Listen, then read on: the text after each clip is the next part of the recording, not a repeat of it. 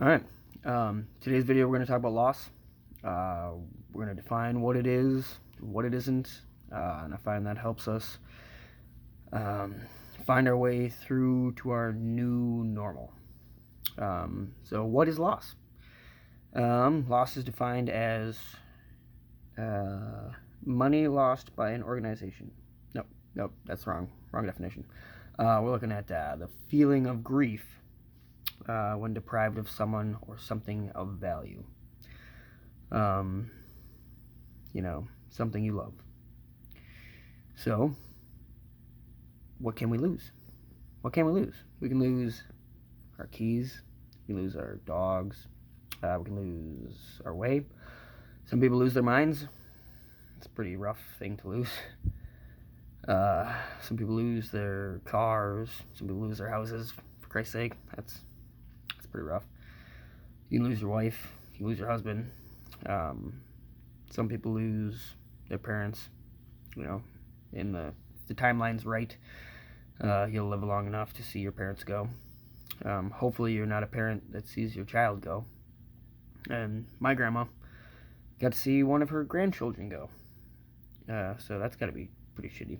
On that note, she's also seen 3 of her sons also pass away. Her only 3 sons. All 3 of her sons. Either way, that's a whole nother story. And people lose siblings. That's my boat. But, there are things that we can lose that have little value.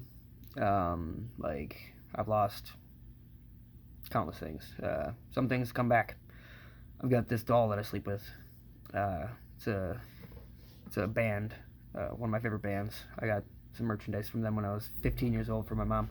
It's a birthday present. I won't tell you what it is, but it's pretty funny. Slept with it for 17 years now, and we finally retired it.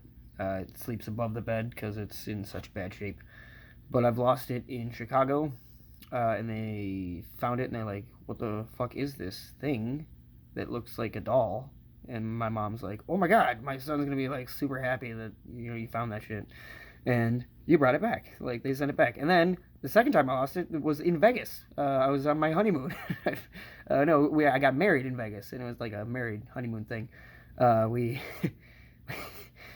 Yeah, it was the same thing. They actually called us, and my wife answered, and she's like, oh my god, you have no idea, like, you just saved, like, my husband's sanity. He would have been nuts without that thing. I mean, I would have been sad for a long time, but, it would not have been like I lost a loved one. I would have been able to get over it. There are more valuable things to lose, like, you got money in the stock market. You invest a lot of time building up that money, building it, making it grow. And, all of a sudden, stock market crashes. You get people committing suicide and God knows what else. They have invested so much of their life into that, and it just is gone. Bye-bye. That can be a devastating loss for some people. But, in my opinion, the biggest loss of all is the loss of a loved one. Someone that you've spent time and effort, just being a part of, and having them be a big part of your life, help define you, help make you who you are, and then, they disappear without warning, in my case. Some people, they have a little bit of a warning, people are diagnosed with X and then have who knows how long to live. I can't imagine that's much easier, because nothing's actually going to prepare you for when they're gone, when you can't go and talk to them, when you can't go and call them on the phone, when you can't see them, you can only think about them. And I know, yeah, you got to remember that they are only a memory away at all times. But I know it's relative how people lose and what they go through, but the common denominator is always the same. It's the pain that we go through, and we all share it. If you live long enough, you will feel the pain of losing someone you love. And it sucks. It sucks bad. And hopefully you don't feel that guilt. I'm gonna have another episode about loving people that have problems with addiction, and it's gonna be a long one, but I'll get into that later. Either way, you can't prepare for it. You can't prepare for losing someone like that, but you can endure, and you can not let it define you.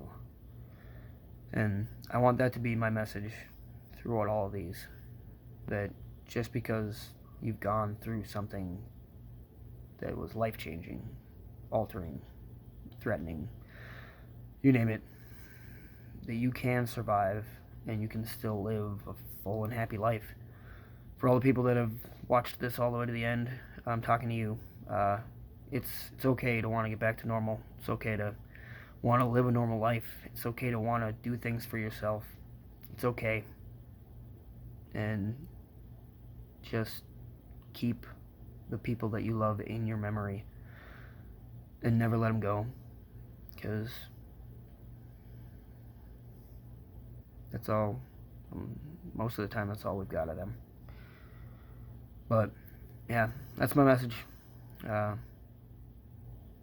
I hope that you're making it through all right.